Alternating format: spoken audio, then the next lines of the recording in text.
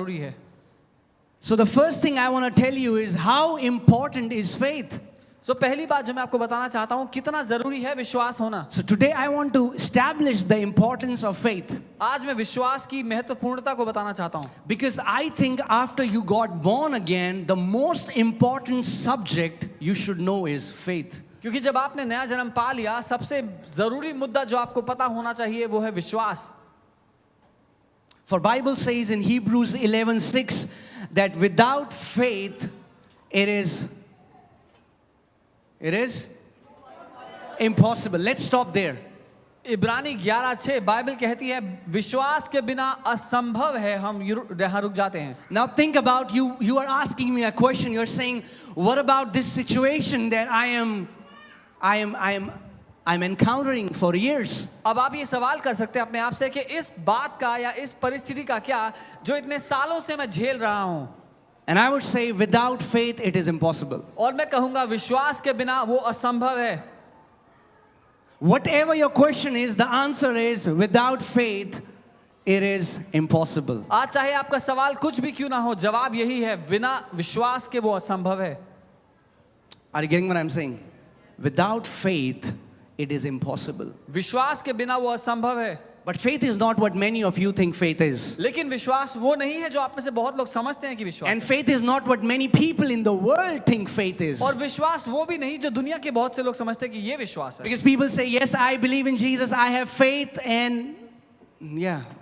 क्योंकि लोग कहते हैं कि हाँ मैं यीशु पे भरोसा, मैं यीशु पे विश्वास करता हूँ। So how important is faith? तो विश्वास कितना जरूरी है? For without faith it is impossible to please God. बिना विश्वास के ये असंभव है कि कोई परमेश्वर को प्रसन्न कर पाए। And if without faith it is impossible to please God, then I want to know how faith operates.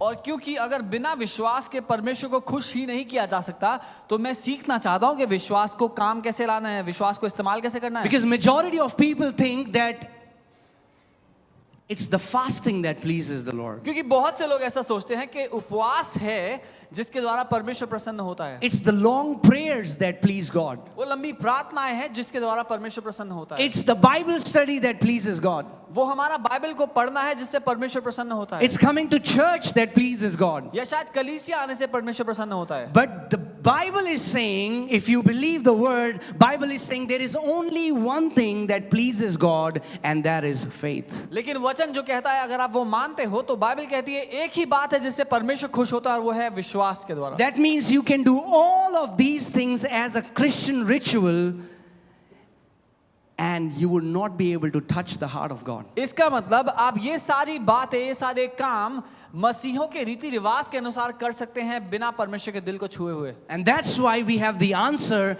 why so many people come to church, fast, pray, give, attend church events and do all of these things, but you don't see any fruits in their life, because even though they are doing all these things, there is no faith in them. इसीलिए हमारे पास जवाब है क्यों इतने सारे लोग मसीह रीति रिवाजों की तरह कलीसिया आते हैं, सारे अच्छे काम करते हैं जो एक मसीह को करने चाहिए, उसके बाद भी उनकी जिंदगी में वो फल नहीं दिखता। Amen. But today we are going to learn what true faith is. लेकिन आज हम सीखेंगे सच्चा विश्वास क्या है। Hallelujah.